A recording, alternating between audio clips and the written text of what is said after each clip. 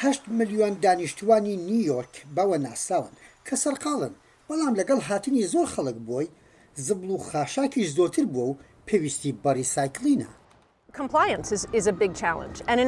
پابندبوون لە شارێکی گەورە و فرەیی وەک نیویۆرکدا هەمیشە ئالەنگیری بووە. شاری نیویۆرک هەر ڕۆژەی 12,000 تەن زبڵ و خاشاک بەرهەم دێنێت، بەڵام ڕێک لە سەدا 70 ئەو زبڵ و خاشاکە ڕیسایکڵ دەکات. یەکێک لە گەورەترین هۆکارەکان ئەوەیە کە بەبێت چین ئەو پاژماوانە و ڕیسایکڵکردنیان زۆری تێدەچێت. لە ئێستادا یەک شار نییە لە ئەمریکادا لە ڕیسایکلیندا سەرکەوتوو بێت. ڕوونە بە هەدەردانی پارەیە لە شارەوانیەکانی هەر شارێکدا کە لە ڕابردوودا بە کەشتی دایانات بۆ دەرەوە بۆ فرێدانی. لە ڕابردوودا ئەو کۆمپانیانەی ڕیسایکڵی کاغەز و پلاستیک و شوشە و کانزاکانیانە کرد، پارەیان دەدا بە شارەوانەکان و خۆڵ و خاشاکەکانیان لێکڕینەوە. بەم دوایانە شارەوانەکان پارە دەدەن بە کۆمپانیەکان بۆ دوورخستنەوەی پاشەرۆکان، ئەوەش زیانێکی زۆری بە ژینگە گەیاندووە. ئێستا شارەوانی و خاوەن کارداریەکان دەستیان کردووە بە خۆگونجاندن لەگەڵ ڕەوشەکەدا. ئەم کۆمپانیا تازەی ڕیسایکڵین یەک کاتژمێر لە خواری شاری نیویۆرکەوە دوورە، هیوادارە زبڵ و خاشاکی زیاتر بگوازرێتەوە بۆ کۆمپانیاکەی. کاتێک زبڵ و خاشاک بڵاو دەبنەوە و زۆر دەبن، نرخی تێچوونی ڕیسایکلینیش لەسەر کۆمەڵگاکە گراتر دەوەستێتەوە.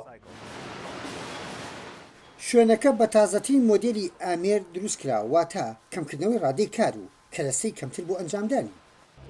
لە ساڵ یەکەمماندا ئێمە داهاتمان لە باشدەری شارەوانیەکە وەردەگرینەوە کە گەشتووەتە 2 ملیۆن دلار.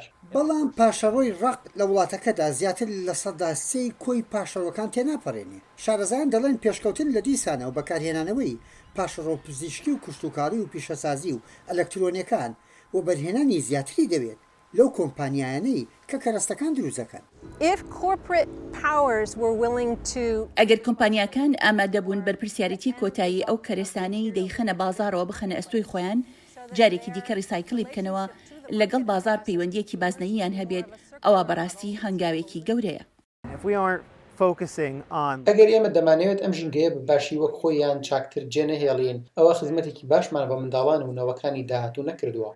هێشتا حکوومەتە خۆجێیەکان بەبێ چین خەریکن لەگەڵ دۆخەکەدا خۆ دەگونجێنن، بەڵام شارەزایان وا پێشبینیەکەن لە ساڵانی ئایندەدا پێشکەوتن لە بواری ڕیسایکڵین بێتەکایەوە لەگەڵ سیاسەتی تازە و پێشکەوتنی تەکنەلۆجیا زۆری پاشەڕۆکان بکرێنەوە بە پێداویستی سوود بەخش.